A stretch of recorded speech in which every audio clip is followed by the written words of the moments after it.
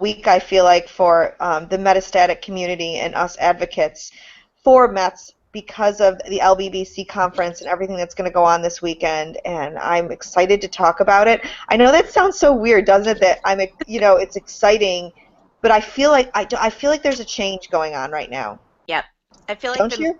is at the vice president talks about an inflection point, and I feel like that's where we're at. I think this is the year where we're really going to start to see change, and we're really going to start to see people putting money into research for metastatic disease. So, I was at a fundraiser this weekend for ovarian cancer, and I was talking to a lot of the peeps there, and their first initial reaction is, oh, breast cancer gets all the funding. But we were discussing how, yeah, breast cancer gets a lot of funding, but it's just the beginning part of breast cancer. There's no, late stage funding. And they totally all agreed. Like every single one was like, absolutely. And I think when you talk about metastatic breast cancer, you're talking about almost all metastatic because, yeah, stage 4 ovarian gets nothing too. You know what yeah, I mean? So I think yeah. if we, Well, I'm go sorry, ahead. go ahead. Go ahead. Well, let me just finish this sentence. I think if we shift a change in breast cancer, the rest of the cancers may follow suit. Here's the difference with ovarian cancer. It is rarely diagnosed Right. before stage 3, and it's usually stage 4 when it is diagnosed. Mhm. So Yeah. they've got even almost more of a So, um, so more of their population is metastatic yes, than ours is. yes, Yeah. yes. Which is probably why it gets the least funding out of everything. You know what I'm saying? If you're diagnosed that late in stage, who's going to fund that? That's You know, not a lot a of pretty. researchers talk about how difficult it is. The science is really difficult around metastasis, and that's, I think, partly why scientists haven't dug into it very well. And I think, I talked with a researcher from Fred Hutch named Kevin Chung, who is researching metastasis, specifically in breast, but he thinks it will have crossover implications for other organs of origin. And so he's just gotten a big grant, which is super exciting. And he's the one that figured out that metastases spread not just a single cell, but in clumps, and he calls them a gang of thugs. That Hmm. was Diane Mapes's contribution to his research, where she was like, "So it's like a gang of thugs," and he was like, "Yeah," and so that is in the press release. So they travel in groups of diverse cells that are then able to help each other colonize. And that's how metastases seem to be happening. So that's really exciting research because then he can find a target to break up those gangs. Yeah, and the if you look into research right now for stage 4 cancer, it's all cancers. They're not breaking it apart by breast, lung. They're just trying to do exactly what you just said, but on a whole. And that Yep. to me is really exciting too, because I feel like if we band together a little bit more, maybe we'll get farther. Yeah. So Beth and I will be in Philly this weekend. I wish everyone could be there, but maybe everyone could be there for the September LBBC conference because they Denver, are right? planning what? It's in Denver, right? I believe so. Okay. No, it's in Philly. No, because it's their 20th anniversary. It's like their Okay. So yeah, that's it's going to be in Philly. They are yeah. planning such a big bang. Actually, Sherry, our little fashion show that we're doing, they Yeah. want to take it to LBBC and have it there too. So Oh, there's, really? yeah, really excited. But I love those guys at LBBC. They're such good people and they're so committed to helping patients. It's really, they've been they super really supportive are. of us. Yeah. I mean, and I've this is recorded and live, but I've been coming at them from the WISDO aspect, from the SDBC aspect, and from MedUp, and Mhm. they're just welcoming. I mean, it. Totally. So this weekend when I'm there, I'm going to be having video and pictures taken, and they want to use them all. Like they are all for posting all of this. So that is just going to be phenomenal. So tell me what you think. Like, how do you see the weekend playing out, Beth? So, I part of it is going to be a little tricky for me. I'm going to be juggling a lot this weekend because Yeah. I'm one of the mentors for the Hear My Voice program, which is a great program. And that's how Jenny and I met. And so that's how MedUp really got its start was through this Hear My Voice program that trains metastatic patients to be advocates. And in all sorts of ways, in terms of, being supportive to newly diagnosed patients and advocating for better research dollars like MedUp does, and being participants in scientific research programs, being on patient panels for that. Just all kinds of, local advocacy, working with local groups, that kind of stuff, and just a great program. So I'm super excited to be mentoring the new trainees. They had 160 applicants. So if you didn't get picked, like, you're in good company. Yeah. I know quite a few awesome people who didn't make it, and they're only having 25, and they had 160 applicants. So anyway, so that's going to be going on. Their training is mostly on Friday. We also have a lunch on Saturday and some follow up on Sunday morning. So that's, and then the conference is going to be fantastic. MedUp's going to have a booth this year, so that's exciting. And then we're doing our die-in and vigil. So I really felt like we needed to acknowledge how brutal this year has been for the metastatic community, how many deaths we've had. December was horrible. April is shaping up to be just as bad. And I felt like there's just this real sense of grief that's going on, and that we needed to acknowledge that, and honor it, and come up with a way for folks to express that as a community. And so that's where the idea of the vigil came up.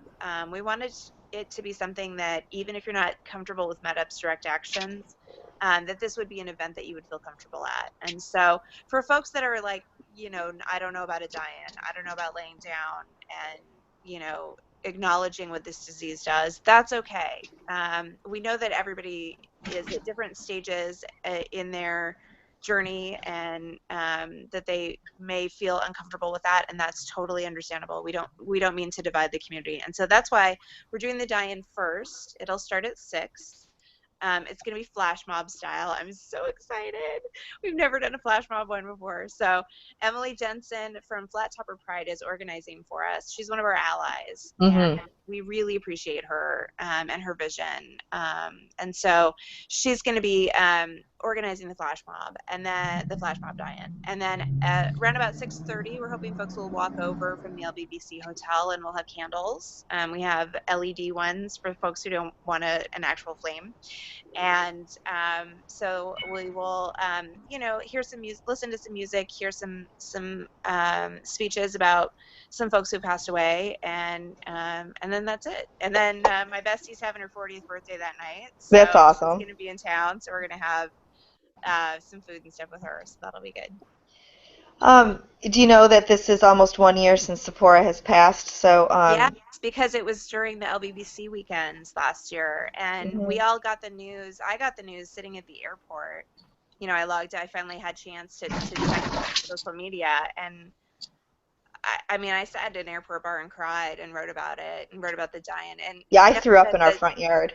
That the die-in that we had that day was her. She was one of the 113, and that was really just heart-wrenching. And so when her sister called me, I said exactly that to her, and we both sat on the phone and sobbed, and it was not. But this past weekend was her unveiling of her stone, and I mentally just could not do it. But I feel like Light One Candle is a favorite song of hers, and the fact that you guys are doing candles, this is my closure. So I'm a little greedy in that respect. We were inspired, as always, by ACT UP and by the AIDS movement. And I just pictured that march they did in San Francisco, where they all had candles, and it was just like hundreds and hundreds of people carrying candles, and how powerful an image that was for all the people who had died, and for people who cared about them. And I just thought we need something like that, where we're able to express the grief that the community is feeling, and just sort of honor that. I thought was important. Well, and I think it's a great way to bring in advocates, people who are caregivers, everything, by lighting a candle in their loved one's honor. It's going to be quite moving. Again, I hate to say it, but I'm excited to be part of it.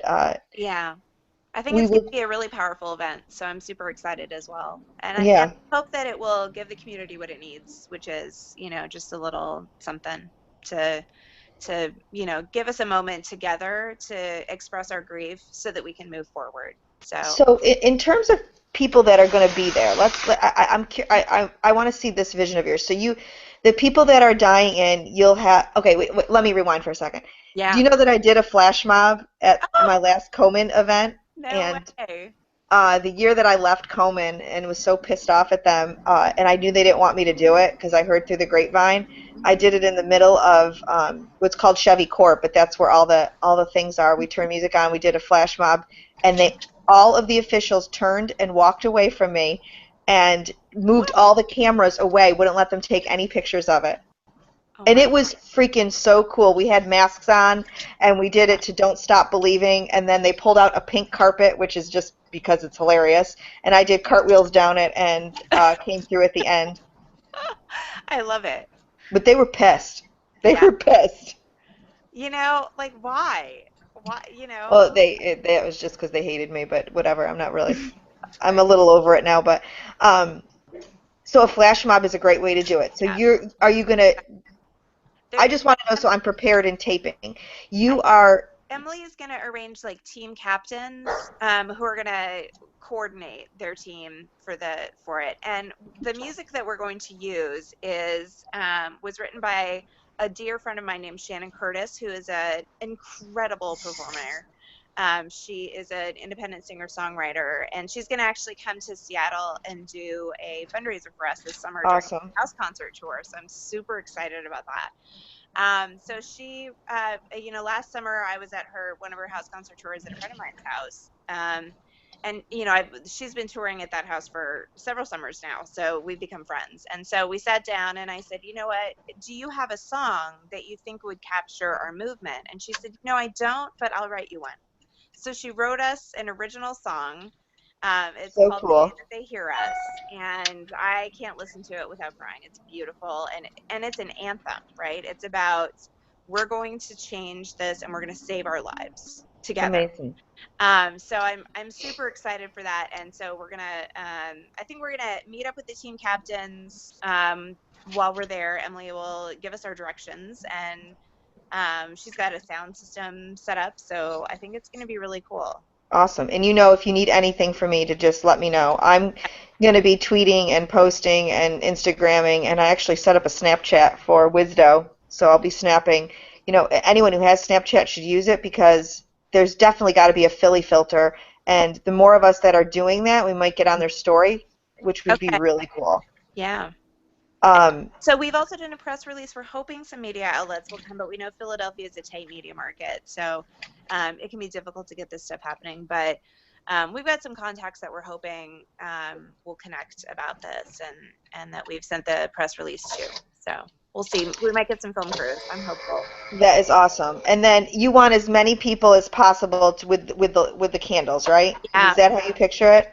we want it to be as many people as possible, and we want them to be we're I'm hoping they can kind of walk over together from the hotel, or it's a little bit of a walk, but it's not too It's bad. not that bad. Yeah. So I know some folks it's difficult to go that far, and maybe they'll take a cab or something, but Because while yeah. I'm interviewing people during the day at the conference, I want to make sure they know about this, so I'm going to Yeah. be letting them know. And we're going to have flyers out on our table, and people staffing the table to be able to talk about that stuff. So Okay, great. I'll yeah. talk to Diane about getting some flyers so I can have them in my room Okay, and great. be able to hand them to each person as they're Perfect. coming in. So what I'm going to be doing is while you guys are in the conference, you're just going to pop up to either my room or Meg might give me a room closer to the conference. Mm-hmm. I got like 2 questions for y'all to answer. You'll answer a question, write your name down, and then leave. I don't want to take away from the conference in the least bit. Yeah. After the die-in, I'm going to be asking questions pointed, like just 5 questions. And I gave them to Phyllis or Diane so you guys could take them, look at them. And Awesome. the idea behind it is that as many people, we're just going to be asking as many people as we can, and then our editor is going to take them and just blip the questions out with the answers just right after another, just so that you can see how this one question asked amongst 50 people is so different. Mm-hmm. I love it. I think it'll, and, I'm not that I'm, trying to play off anyone's coattails, but I totally am because Wisdo, we launch in a couple weeks. What a great thing to have all of this at the launch for you guys, not Yeah. just for us. I mean, for Yeah. you guys. Yeah. They had a big event this past weekend in Israel, and the 4 people who were there, I don't, Shimon Peres, like I don't know who that is, but he's some like Nobel priest or Nobel Prize Yeah. winner, and Yeah, they got a Shimon Peres, good yeah. backing of people. What? Say Oh, again? wow. Shimon Peres was there? Yes, that's No his name. way. Yeah. No way. That's Yeah. big time. Way. Yeah. You know how I knew he was a big deal? Because I showed it to my girlfriend's son. Sherry, I showed it to MC's son because they've been to Israel for his bar mitzvah, and he totally knew who he was. I'm like, if a 16-year-old knows who this guy is, clearly it's someone important. Yes. So he's totally backing Wisdo. So Nice. Very yeah. cool. So I'm excited to bring this whole MedUp LBC movement, everything into this part of it. I think it's going to be amazing exposure. Fantastic. What do you need? Like, okay, so Sherry and Andy aren't going to be there, but they're on social media. What can they do during this? Yeah, so if they can tweet, or when we have a die-in, we use the hashtag 113 every day, because that's how many Okay. people die. And so if you can tweet with that hashtag, retweet any photos that people share during the event, that would be super awesome. And then the other thing that you can do is LBBC did a campaign last year called Beyond the Breast, Mm-hmm. where we had patients print out papers that said my breast cancer is here with an arrow. Oh, yes. And so you can lay down and point where your breast cancer is, and use the hashtag Beyond the Breast and 113 every day. So we really we know Looks that like you're peeing. No, I'm getting water, but for some reason I'm sideways now. I don't know how that happens. Okay. Okay, those are great ideas. Yeah, so we know that not everybody can make it to Philly, especially in the metastatic community. It's difficult to travel when you're sick, and a lot of us are sick all the time now. So, so we understand that not everybody can make it there, and so we love the idea of people participating on social media. If you can tweet at the vice president, that's a really good idea too. The shot goals don't include metastasis research. They include immunotherapy research, which could be very exciting for us, but we still know so little about metastases and how they work, and how we can stop them from killing us. So it would be great if we can tweet at him. I would really like to get that added to the moonshot goals. And so if we can get his attention. I think it's a great idea. What about to Hillary, since there was a little bit of excitement around that? Yes, I would tweet at Hillary as well, Okay. because she met with Marianne DeCanto in detail. They talked for like a half an hour I know. about everything from, what it's like being metastatic to the research priorities that aren't being met, the lack of breast cancer research dollars that flow to metastatic disease. And Hillary seemed really responsive to that. I mean, she took the time to sit down with this woman and talk to her and really listen. And sit down during her campaign. During her campaign, right? Right at right. the Yeah. Theater. So, yeah, really, really powerful. Super excited about that conversation, and I hope that it will lead to, she's good. Hillary is good friends with Fran from NBCC, and I'm hopeful that she will pull Fran aside and say, what's going on here? Why isn't this part of it when it's the breast cancer that kills? Right. And maybe she can change Fran's mind, since none of us have been able to so far. So Sherry and I are both fearless friends. What can we be doing? I mean, clearly, Sherry's in the middle of treatment right now, and not enjoying life at this particular moment through chemo, but sucks. So I totally get that. Especially IV chemo is just like sucks a lot. So I would encourage you to get on our website. We've got some model letters to Congress. I think there's one on there already. Okay. And you can send those and explain why you think this is important. It's got all the data in it. We also have our MedUp talking points on there. So if you're talking to people We've got data on there about rates of recurrence that what little studies there are out there. What we know so far is that it looks like about 28% of early stage patients will have a metastatic recurrence. And that's something that most people don't talk about with their doctors. Their doctors don't warn them that this is a risk, that, you have a Sherry, did your doctor warn you? No, Yeah. they didn't give me any kind of percentage of reoccurrence. Yeah. And it's different for each person, right? Like for some people, the rate of recurrence is, the risk of recurrence is going to be really low. For people like my mom that were triple negative, it's higher. So it really is individual, but knowing that 28% of all patients are going to recur, I think and recur metastatically, which means their disease becomes terminal. I think is an important information point. And we also talk about the research dollars, and it's all cited. So there's footnotes citing where we got our data from. And so we could take those talking points though and schedule tweets out, right? Oh, sure, absolutely. Take a bullet point. And we also Yeah. have talking points about the sexualization of breast cancer in that document, because we feel really strongly that the sexualization of breast cancer encourages the atmosphere that makes it seem like breast cancer is no big deal, and you go through treatment and then you have your pink party with the dog wearing a bra and with pink balloons in it, and haha, isn't this so cute? And we think that attitude helps feed the problem of lack of research dollars towards metastatic disease. We think that when people think that breast cancer is no big deal and it's just some fun party and you wear a pink bra, they're not going to get worked up about research because they think it's not a big deal, but it is. And it is even for early stage patients. And, we were talking, if we can make it so that metastatic breast cancer is a chronic condition rather than a terminal one, we can take away a lot of fear for early stage patients. And so that's, I think it's in everybody's interest that we do this. It's not just about saving our lives. It's about making it so that breast cancer really isn't a big deal and that we just live with it, and it's, and it's okay. So we need better treatments to make that possible. And we need better research to understand metastasis to make that possible. So I don't remember which star it was because they're all a big muddle to me.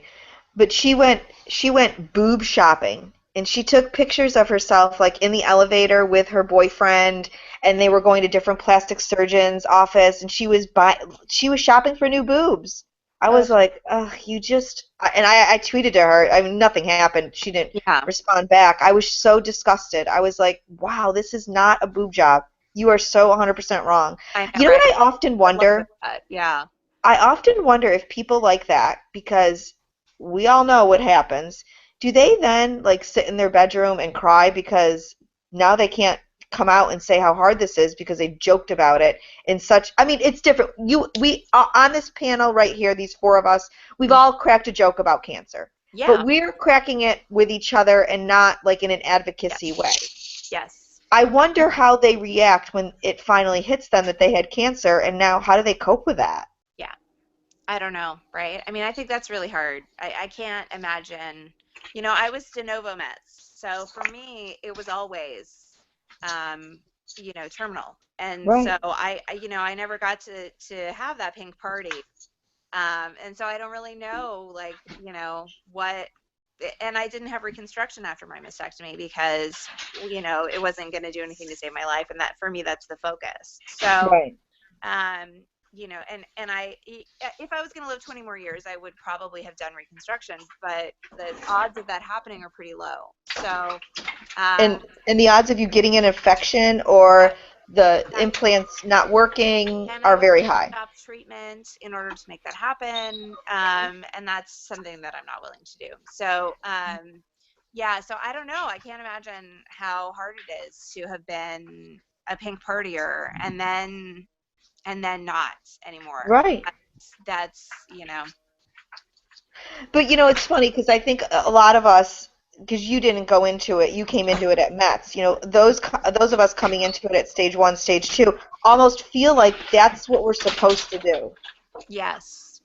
Do you know what I mean? A lot of pressure to fit the breast cancer narrative of you're a brave warrior, and then you put on the pink feather boa, and Which I do have, and I love my pink feather yeah, boa. right? Who doesn't love a feather boa? Right? Exactly, but that's not has anything to do with I Yeah. have a friend locally who he was diagnosed stage 4 at the start. She never got a pink party or anything of that nature, and she's in active chemo now, and she's not doing great, not doing bad, not doing great. The roller coaster ride. You get what I'm saying. 2 years into this, and a couple months ago, she texts me and she's like, "You won't believe this." She has a friend that finished her chemo, and they were throwing her a last chemo party, and they invited her to come. Oh my And I God. was like, "You're not going, are you?" She's like, "I have to. I feel like I'm like, you don't have to do anything." No. Well, she was texting me from there and just almost nauseous Yeah. because she all they're doing is celebrating and partying, and she's sitting there with stage 4 and never ever going to have this ever. Right. Never gonna have a party. Yeah. I wanted But to. I think that's an individual thing. I think there's some part of us, me included, because I did have a Kicked Cancer's AZZ party, knowing full well that when they took the lump out, my margins weren't clear. The only way he could have gotten clear margins was to have taken out a rib, at which point I looked at my surgeon and went, then I'm going to assume you burned off the clear margin and I'm going forward with life. I think sometimes it's a celebration of life that we need to have, I needed to have mentally to put that behind me and go, okay, that year of hell is over and I can move on. Now, 3 years later, I'm Mets. Okay, so fine. I'm now coming up on 5 years with Mets. It's been a weird transition to go from the one looking at people going, yeah, man, I hope I can get that far, to being the one that is now the example of, hey, she's making it 5 years, maybe I can. It's been a very weird transition for me and one I hope to continue. But I think that we need to recognize, just like we say, no matter what you choose, how to do your cancer, it's right for you. Yeah. Different people require different things, Oh, I whether agree with it's that. trying to celebrate this process of who's going to do my reconstructive surgery. There's a very sense of dry humor, which I have, and it's somewhat morbid at times, or I've been told it's morbid. I think it's funny. Yeah, it's morbid. I know her. Black humor. But it's my way of dealing with it. Yeah. Yeah. I agree. I actually I toyed with the idea of doing a nonstop chemo and having people, even if they're taking a pill, like hold up how long or how many days they've been on chemo for, as opposed to the last day of chemo. Yeah. Because I don't think people really grasp that. I mean, how long? Well, count up how many treatments you've had. Whether Right. it's a. So Yeah, do you know the approximate of that, either one of you? So I did 5 cycles of carbo and Taxol, and it was a 4-week cycle. And I also did 4 cycles of cisplatin and etoposide, because my cancer is neuroendocrine breast cancer, and that's the etoposide is a neuroendocrine breast cancer treatment. And then I've been on Xeloda for 6 months. So 6 months. That's just take that one alone. That's every day. Every day. So I'm 2 weeks on and 1 week off, but yes, 6 months straight of chemo. Pills. Like Okay. that to me says a lot. Like if you held a sign up and said, 650 rounds of chemo, I mean, that's crazy. Yep. And then a ... after it. You know what I mean? Like, this ain't stopping. So far. It's a so far. 1,000. Right? Let's see. How many is 3.5 years? Right? How many days? Right. Yeah. Roughly 1,100, 1,200 days and counting of Like, chemo. that's freaking nuts, right? Like, Sherry, you're sitting there. When's your last chemo? It's scheduled for sometime May. But I also have Herceptin and Perjeta. Yes. Herceptin no until picnic at least either, right? You have to go in for infusions all the time, and Doesn't, Well, side effect profile is not awesome. and I'm going to tell you guys something about my girl Sherry down there. She has lupus. She's been on an oral chemo Yeah. before she got cancer. Yeah. Yeah. It's brutal, right? The treatments are not awesome. And that's partly why the research agenda is so important, that we have to have better treatments than we have. And it's not cool that my hands and feet are peeling constantly and that my right eye has become blurry, right? Like, these are not okay. And we need to do better. We need to have better treatments that are more effective, that last longer, that provide better disease-free status, that and don't make us feel like crap. And you know what, Beth? I think the only way we're going to do that is by bringing the patient to the advocate. I mean, some people are like, "Oh, I'm numb. What are you going to do?" That it just comes with the territory, and they keep going on with it. And you're right. It's not. You can have them now, Bev. Go ahead. Being numb sucks. Yes. Sucks. Yes. I was at a conference on Friday hosted by Fred Hutch. The Hutch Institute for Cancer Outcomes Research, I think, is what the HICOR is the acronym.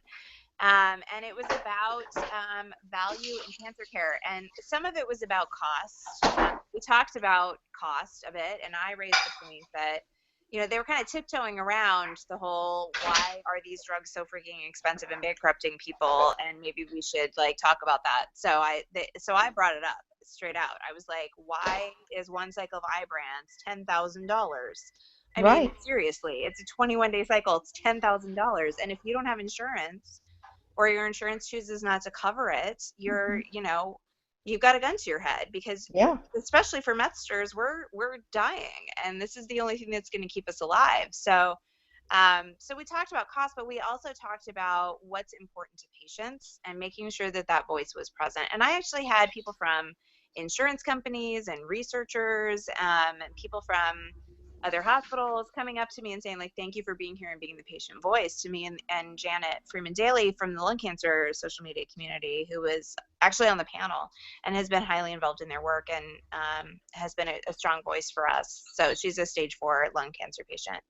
So, I think you're right that the patient voice has to be there so that they understand what's important to us, so that they can design treatments that work for us instead of treatments that make us feel so terrible and buy us 3 months. Because nobody wants, I'm not going to trade, even me who's got young kids and wants to live as long as possible, and that's my treatment goal.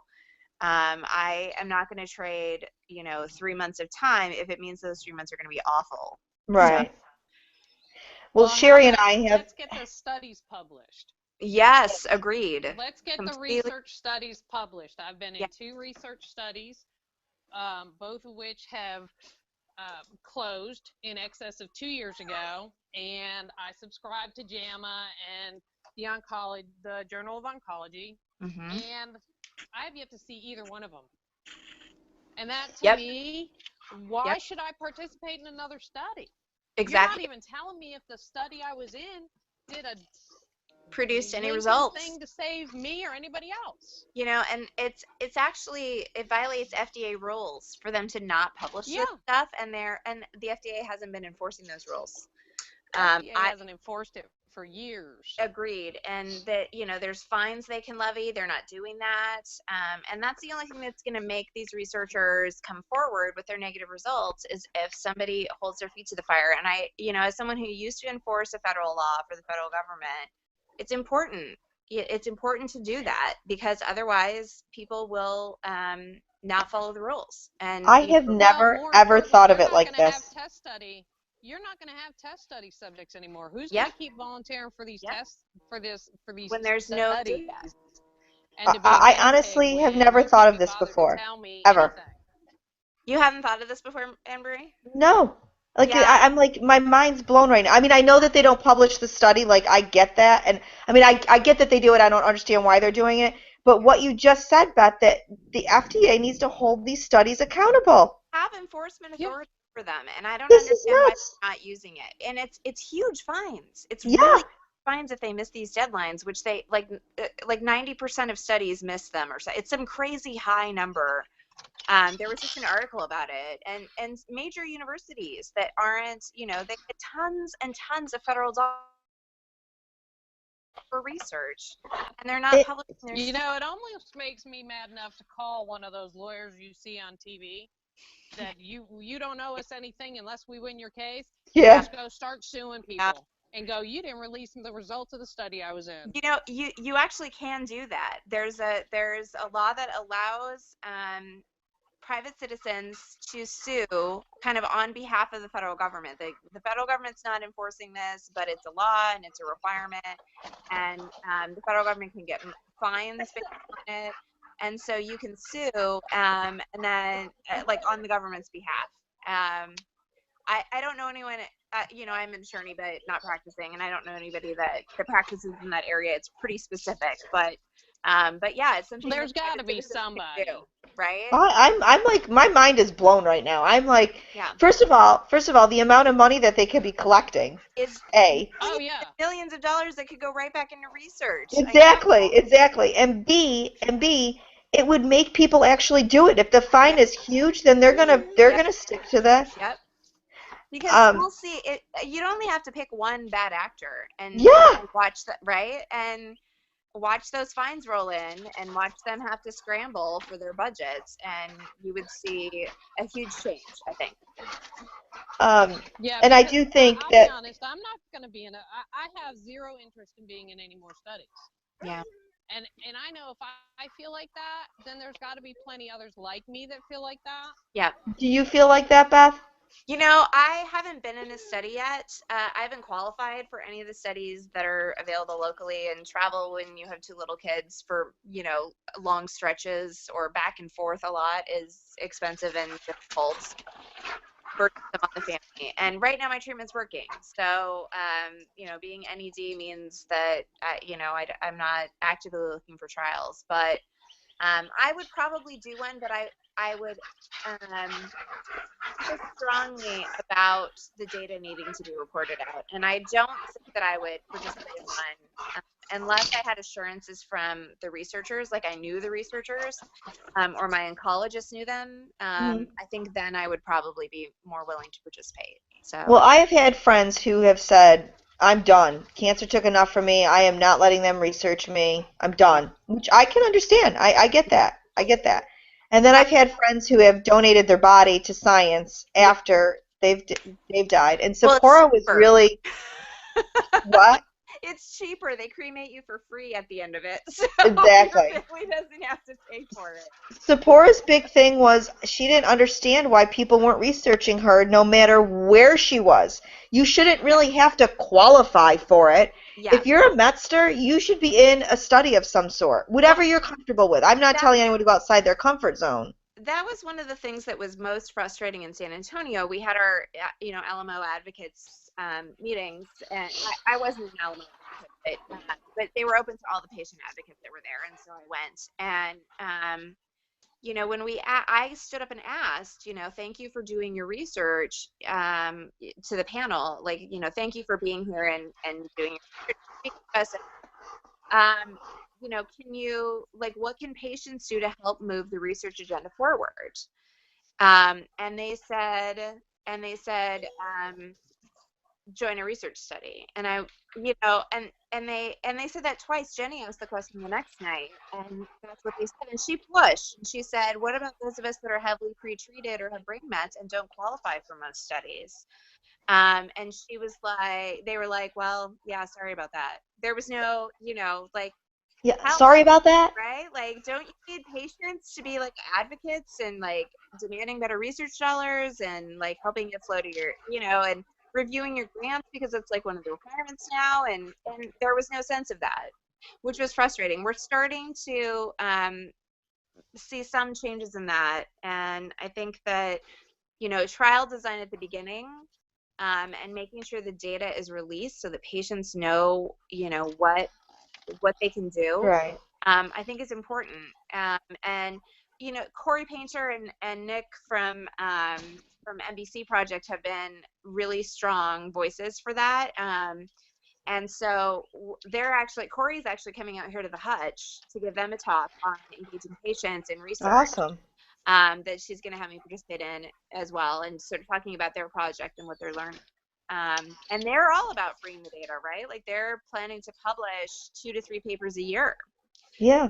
They're hoping the first one will come out this fall, around about the time of their anniversary of starting the project, and because they've had such a huge response. So they are having difficulty recruiting African American women with Mets. So if you guys know anybody who is African American with Mets, like encourage them to participate. You just spit a tube. It's really easy. So it's not like you're like traveling or anything like that. And So one of the things that I do with Wisdo is look at demographics and see where people are being pulled from. And African American women of color, Asian women, women in the Midwest are just not being researched as much as the coast. It's like a bookend.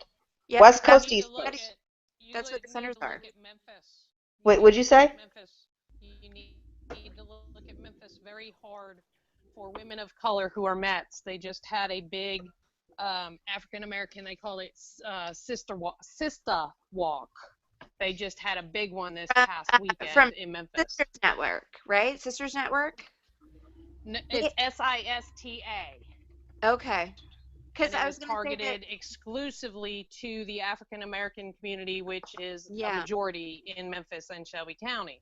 Yeah. So if you want to look at where people are being studied, I highly suggest that you look at Memphis to recruit these people. Corey reached out to that organization and didn't get a great response. I'll just leave it that. I don't want to because we're public. No, I understand what you're saying. I live here. I get it. With an African American, she was at their conference on Friday, and she's part of we have a local breast cancer advocates network that we're getting started at the Hutch. So that's really exciting, and people from all different backgrounds in sort of patient advocacy work. And I'm super excited about it because it's going to be a great network. I'm supposed to talk to Diane about partnering, content sharing with the Hutch. With Wisdo. That'll be great. Yeah, it really will be. So Diane's part of that group, and there's a woman named Bridget who is part of that group, and she found that Sisters Network, when she got diagnosed with Mets, she was like, it wasn't so awesome. They weren't so awesome to her. So she started her own group called Sierra Sisters, and that's for African American women with breast cancer. I'm going to have to check that out. Yeah, she's a Metster. So she is... Anyway, so I'm hoping that she can help us recruit some patients for MBC Project, because African American women are the ones who are dying. So she and I were talking about health disparities, and for white women, the rate of death per 100,000 has gone down in the last 30 years, although the number is 40,000 has remained flat. But for African American women, you're still at the same risk of dying of breast cancer as you were in 1975.